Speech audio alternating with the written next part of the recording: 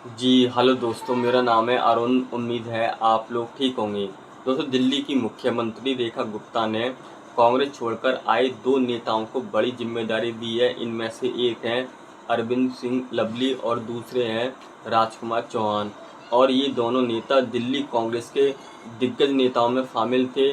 CM Rekha Gupta ने अरविंद सिंह लवली को trans Yamuna विकास board का नया अध्यक्ष बनाया है और राजकुमार चौहान को दिल्ली ग्राम विकास बोर्ड का अध्यक्ष बनाया है।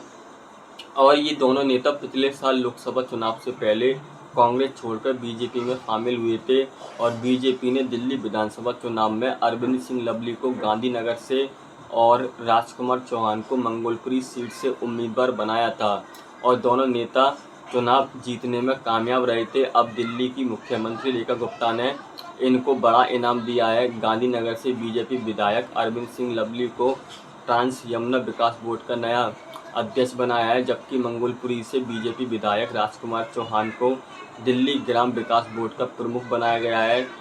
और यह फैसला सीएम रेखा गुप्ता और बीजेपी विधायकों की बैठक के बाद लिया गया। अरविंद सिंह लवली 2 बार दिल्ली कांग्रेस के अध्यक्ष भी रह चुके हैं। अरविंद सिंह लवली और राजकुमार चौहान लंबे समय तक शीला दीक्षित सरकार में मंत्री भी रहे थे और उन्होंने कई विभाग संभाले थे। लेकिन इस साल के विधानसभा चुनाव से पहले दोनों नेता बीजेपी में आ गए थे और दोनों नेताओं ने चुनाव भी जीता था, जिसकी बदौलत दिल्ली में फरवरी में विधानसभा चुनाव हुए। दिल्ली की 70 विधानसभा सीटों में से बीजेपी ने 48 सीटें जीतकर सरकार बनाई। अब इन दोनों नेताओं को दिल्ली की सीएम रेखा गुप्ता ने बड़ा इनाम दिया है। अरविंद सिंह लवली 1998, 2003, 2008 और 2013 में लगातार 4 बार विधानसभा चुनाव जीत चुके हैं, लेकिन 2015 और 2020 के चुनाव में उन्हें हार का सामना करना पड़ा था।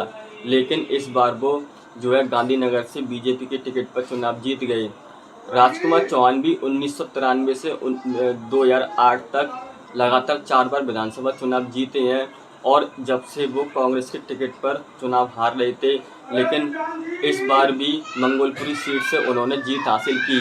अब इन दोनों नेताओं को कैबिनेट मंत्री में भी दर्जा मिल सकता है और दोनों ही नेता बहुत ज़्यादा अनुभवी है। सरकार का मानना है कि इन दोनों नेताओं का अनुभव सरकार के काम आएगा और दिल्ली के दोनों हिस्सों में अब विकास रफ्तार से होगा।